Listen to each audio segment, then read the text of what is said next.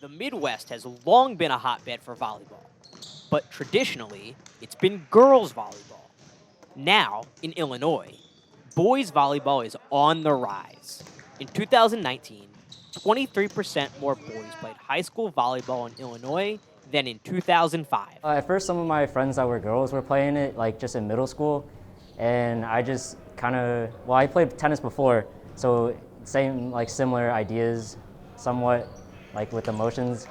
So yeah, and then I just started playing, and I found out I was like pretty decent with ball control, and I just fell in love with the sport after that. Mark's story is a common one. Many high school volleyball players play other sports before picking up volleyball.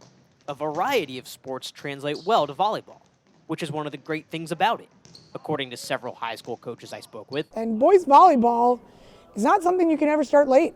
Like if you come to high school and you do not know anything about it, you can still do it because you're athletic enough. And then it's just you fall in love with it.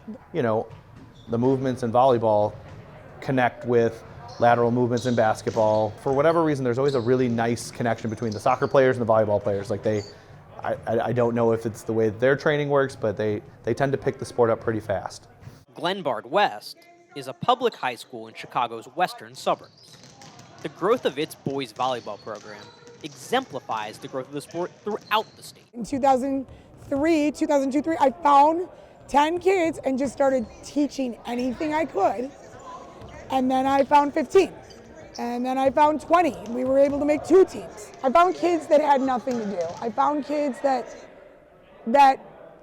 maybe socially were struggling, but always wanted to be in a sport. Today, Glenbard West sponsors a varsity team, a junior varsity team, and 3 freshman teams.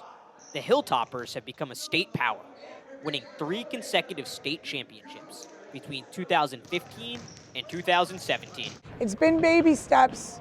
I set my goals real. I mean, I have cried on that W in this sport, not being able to win a conference game, wondering when am I going to win just a conference game? And then I just progressively kept seeing things get better. And then when I got in my rhythm and I started to see who was getting drawn, I'm like, I am drawing the athletes that can take us to the top. For Glenbard West senior Kenny Gibson, the Hilltoppers' success sparked his interest in the sport. But the first time I really got into competitive volleyball was 6th or 7th grade, and I was kind of watching a lot of the Glenbard West success that they were having here with both the 2015 and 2016 teams. I just thought it was super cool, and I thought it'd be just really fun to try out, and I ended up falling in love with it. But that wasn't the only thing that hooked Gibson on volleyball. I found it so fascinating. It was a new sport that really no one else did. Like everyone fell in love with baseball and basketball, and that was cool and everything, but I wanted to try something new. And just the high-paced speed of the game, I found it so intriguing. And how athletic all the players were, I thought it was something I'd really fall in love with. According to Junta Mayer, the pace of the game is a match for today's society. It's little spurts of focus, fast, it's always in motion. And that's the kind of kids that are growing up right now. Regardless of what drew them to volleyball, thousands of boys across the state now have a sport they can play well into adulthood. The expectancy, I mean, you don't really have a turn-off button for volleyball. As long as your knees are good. Football, what's the average football player?